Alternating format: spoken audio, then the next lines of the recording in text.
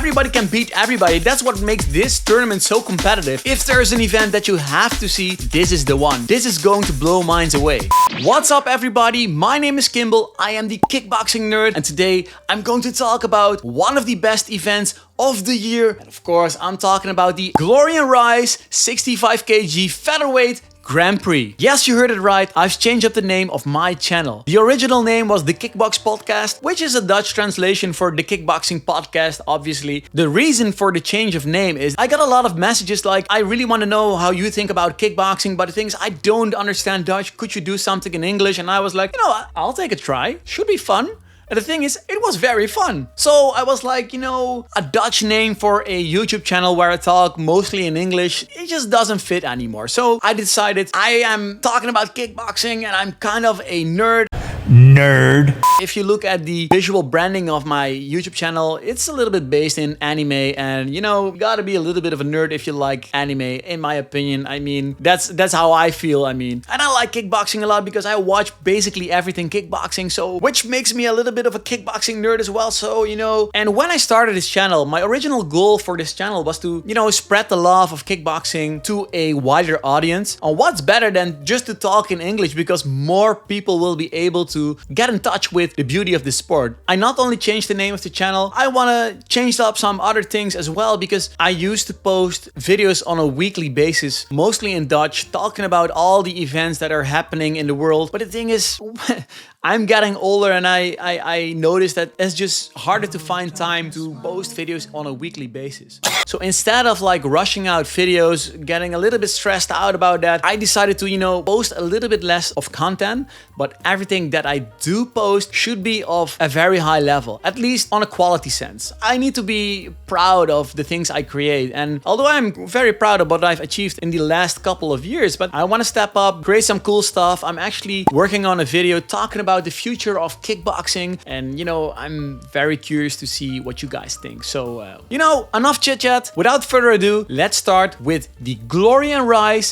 65 kg Featherweight Grand Prix. 2024 is going out with a bang. We're ending the year of kickboxing with such an amazing event. This tournament, this 8-man tournament, is probably the best one of this year. You probably are thinking like, I mean, if you follow Glory, you're probably thinking like, come on, the Glory Light Heavyweight Tournament? That was amazing, which is true, but if you look at the card of the 65 kg tournament, it's insane. These guys are truly the best of the best. The Glory and Rise 65 kg Grand Prix takes place on Saturday, the 21st of December in Chiba, Japan. And this event is a very unique situation because Glory and Rise have collaborated to bring the best 65 kg or featherweight fighters into one tournament. They have to fight 3 times in a night to become the Grand Prix champion. 2 of the best organizations in the world collaborating, that's just something kickboxing fans dream of. And it's gonna happen, which is awesome. Before I'm going to talk about the brackets and who is fighting who, I want to take you a little bit back into the history of the fighters who are fighting in this tournament, because a lot of these guys have fought each other before. This division is a Shark Tank of a division because all fighters are so incredibly good. Let's talk about the first one, the champion in Glory, the featherweight champion. He's probably the most well-known fighter in this tournament, and of course I'm talking about Petch Kiatmukau. He has fought the best of the best, has been winning, but he has fought in Rise as well, and he fought against fellow participant Chad Collins. Of course, everybody was like, you know, Petch has been a champion for such a long time, he's probably gonna defeat Chad Collins, but that didn't happen. Chad Collins teared through Petch. He used his Muay Thai and street fighting kind of game just to throw Petch off. He even knocked him down. Didn't get the count, but he did knock him down. So Chad defeated Petch in a very big upset last year. But the thing is, Chad got beaten by Miguel Trindade, who is also participating in this tournament. And Trindade has been defeated by Berjan Peposhi, who's also part of this tournament. Berjan Peposhi, on his turn, has been beaten by fighters like Amachik Musa, and he's been defeated by Abraham Vidales, who's fighting in this tournament as well. Abraham Vidales has been knocked out by Kento Haraguchi. Also, participating in this tournament, and Miguel Trindade has beaten him as well. So, and if you look at Petch has defeated Vidales. There are so many storylines. It's so awesome. Everybody can beat everybody. That's what makes this tournament so competitive. Everybody is on the highest level. Even if we talk about Taiju, Shiratori, these guys have so many victories over each other that Rise even made like some kind of a graphic to show you guys who beat who. It's just insane. This is, if there's an event that you have to see, this is the one. This is going to blow minds away. So that was part of my history lesson. Let's dive in. Who's fighting who? What are the brackets? And what do I think? Who do I think is going to come on top in this tournament? Before I'm gonna do my predictions, I want to say this fight card has a lot of fights. This is a real Rise card. Of course, Glory has a big part on this card, but a lot of these fights are part of the Glory World Series. But for this video, I'm only going to focus on the Featherweight tournament. Alright, let's take a look at the brackets of this tournament. In the first bracket, we have the Glory champion, Petch taking up the Japanese fighter, Taiju Shiratori. In the second bracket, we have the Sung-Hyun, the Korean. He's fighting against Berjan Peposhi, of course, a very popular fighter who's been tearing through Glory's Featherweight division. In the third bracket, we have Rise's champion, Chad Collins from Australia. He's taking up Abraham Vidales from Mexico, of course, a fighter from Glory. In the last bracket, we have Miguel Trindade, a Glory fighter who has defeated Chad Collins, taking up Kento Haraguchi, the former Rise champion. Let's talk about the first quarterfinal, the fight between Petch and Shiratori. This is a very interesting fight because they have never fought before, which is awesome. You always want to see some new fights. If you look at Petch, like I mentioned, he's a little bit like the Rico Verhoeven of the Featherweight division, has been unbeatable in Glory for a long time. He's been, you know, very active except for the last year. In the last year, he only faced Kento Haraguchi for the Glory belt at Glory 93. He did win that fight, but other than that, he didn't fought at all. And if you look at the year before that, he had a very good year. He fought against top competition in Glory, but eventually he ended the year in a fight against Chad Collins, and as mentioned, he lost that fight, which is very interesting because a lot of people never thought Petch would lose to him. So this is very interesting, and now he's coming back in Rise, taking part in this tournament. He's a very steady fighter. He's always, you know, very technical. He uses his left kick a lot, knows how to work the distance, but since he's been moving into kickboxing, his boxing style has been improving a lot. The thing is, he's not afraid of a fight. I mean, he even stepped up in weight to face against the 70 kg champion Tijani Bistadi. He did lose that fight, but he showed people he's got some grit. He's not afraid to go away from a challenge. He wants to take up all the challenges, just like this tournament. As mentioned, he's facing against Taiju Shiratori from Japan. He's a very tall fighter for this division. He's about 180, 185, if I'm correct. He's on a 2-fight win streak. He has defeated Petru Murari, who is the kind of guy who's been very talented for a long time. Still hasn't broken into the general audiences, but still, Taiju Shiratori defeated this guy. In his last fight, he defeated Fapayab Grab on a knee knockout, which is impressive. The thing is, he's very good, but he just didn't defeat one of the top 4 fighters. But this event, that could be changing. But if I have to do a prediction, honestly, I have to go with the champion, which is Petch. He's been so good for so many years, it's hard to count him out. And if you look at how he's been training, he's improving in his boxing a lot. If he can punch as well as he kicks, man, he's a force to be reckoned with. So I gotta go with Petch. With Petch moving up to the semifinals, we're gonna talk about the second bracket. It's a fight between Berjan Peposhi from Albania and the Korean Lee Sung-Hyun. Let's talk about Peposhi first. He's a very popular fighter. He's a guy who wants to come for a fight. He's not shy to engage in a brawl. He's very entertaining. When he came into Glory, he built himself up a 3-fight losing streak. So a lot of people kind of counted him out. And I gotta be honest,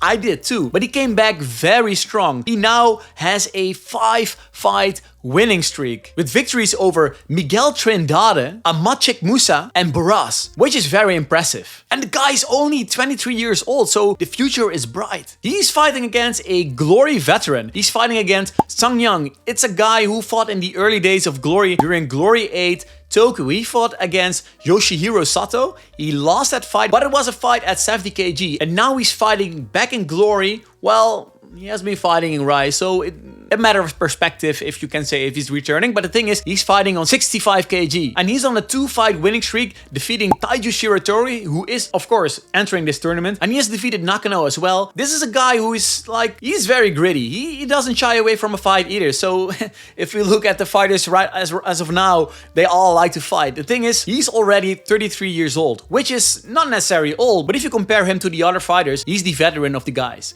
So if I have to do a prediction, even if I don't think about his age or, you know, like the opponents he's had, I still think that Peposhi can do enough to defeat him, because Peposhi has this very dynamic fighting style, and he's been improving over the years since he debuted in Glory. So there's a really, you know, a very steady improvement on his part. So I really think that he's going to win this fight. With the third bracket of the night, we're going to enter the second part of the tournament, which in my opinion is a big Shark Tank. It's filled with talent. The first fight, obviously, is a fight between the Rise champion Chad Collins from Australia, the Shark, and Abraham Vidales El Dentiste from Mexico. As mentioned, Chad Collins has been doing so amazing. He defeated Petch. But the thing is, he was on a 11-fight winning streak, but then he met Trindade. And Trindade was there to knock him out, and he did. He knocked him out with 3 knockdowns, even a high kick in between.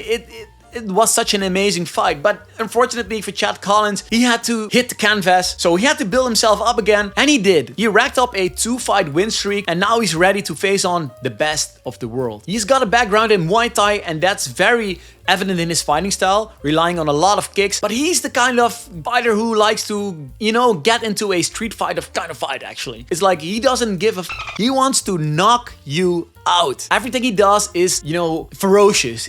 Everything is explosive, hard. There are basically no wasted attacks. He's taking on Abraham Vidales, who is a very great fighter. He's a very good boxer. A lot of fighters from Mexico are very good at boxing, and it's evident in his style. He is, you know, he's got this very sense of distance. He knows how to close the gap or, you know, take a little bit more distance. He's very good at that. And he has a lot of good low kicks. He's very technical. He has been doing very good in Glory, knocking out Ahmad Sheikh Musa. But after that, he faced Miguel Trindade and Kento Haraguchi, losing to both. So he hasn't won in 2024. But still, he is one of the, you know, top contenders in the division. So even though he has lost a few fights, I want to see what happens. And I think he can give Chad a very tough fight. But if I have to do a prediction, which I'm going to do, like always, yeah, my man Chad Collins, I'm convinced he'll get the job done, which means Chad Collins is going to the semi-final. So we arrived at the last bracket of the evening. It's a fight between Kento Haraguchi from Japan, Portugal's Miguel Trindade. This is a very, very interesting fight. This is probably, in my opinion, the current fight of the night. This is a fight between two guys who like to knock people out, but it's also a fight between guys who have such opposing fighting styles. It's a guy who knows to combine kickboxing with karate,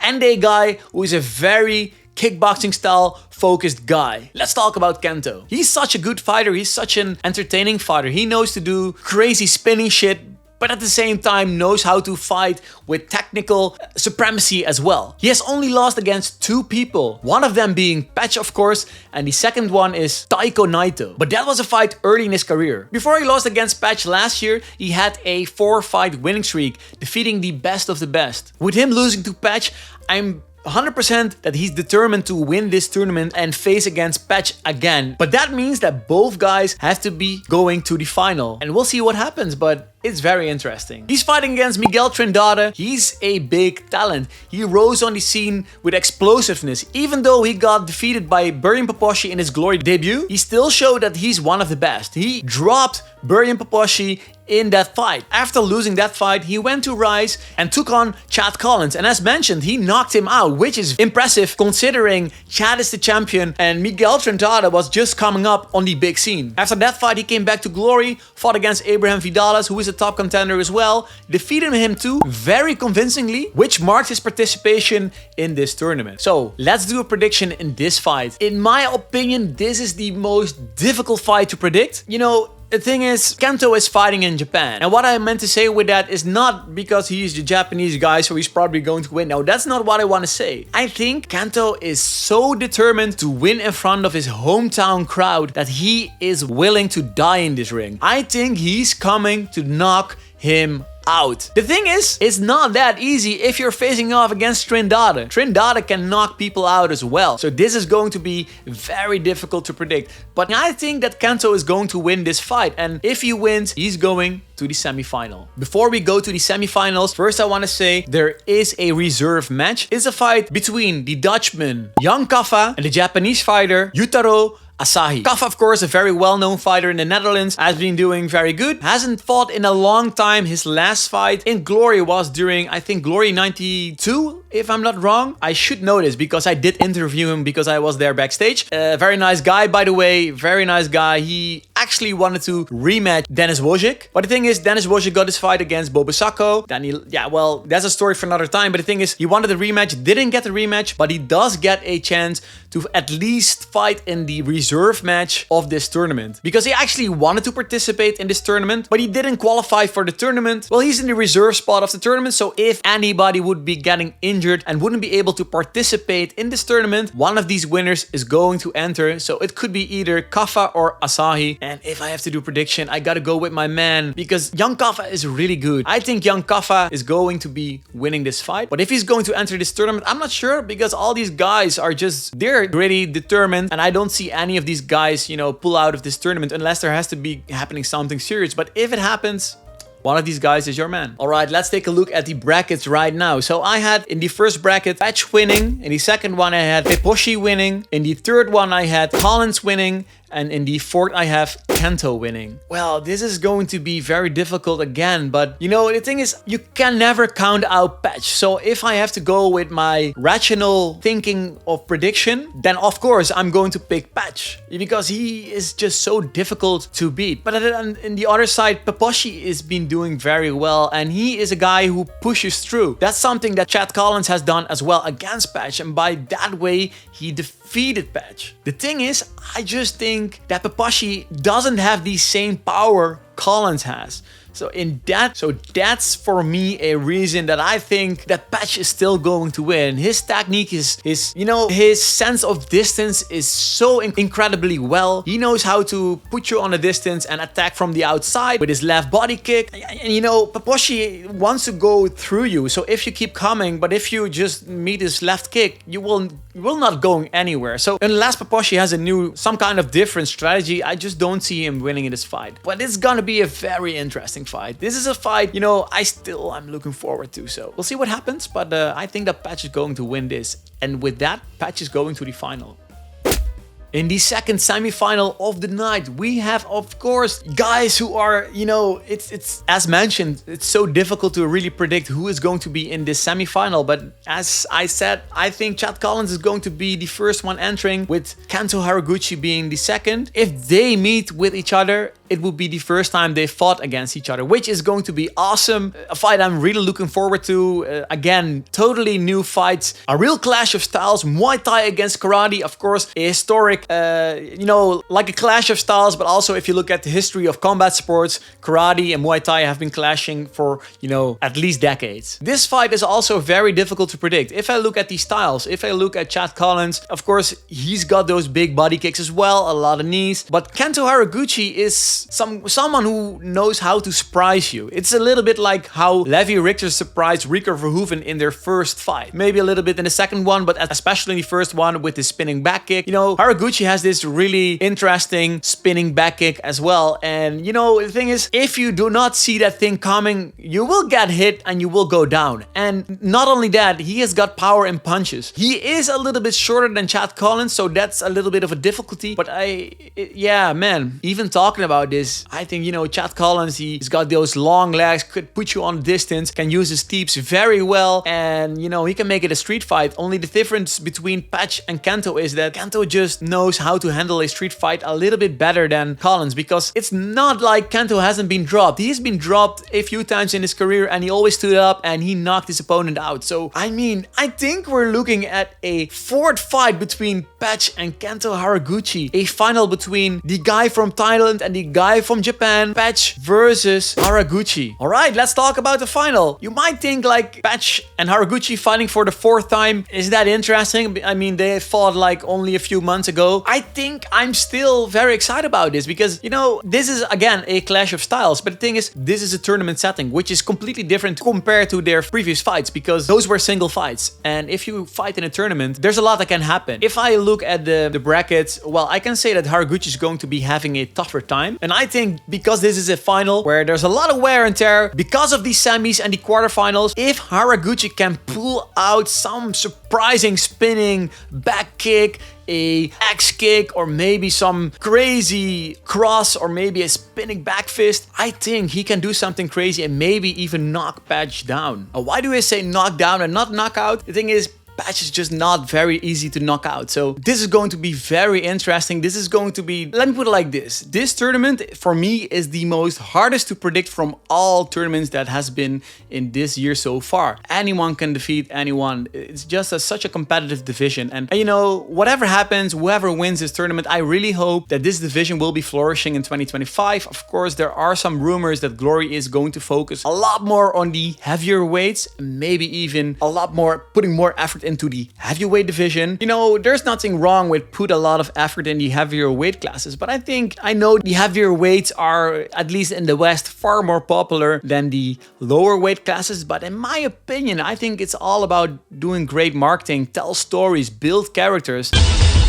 That's something that has been lacking in the lower weight divisions. I mean, there's so much talent and it's such a shame that these guys just don't get the opportunity to shine on the global stage as for example, the heavyweights do. Especially if you look at the fights themselves. Of course, a lot of them are spectacular, but the technique in the lower weights are just on another level. It's insane what these guys can do. So Glory, please do not leave this division.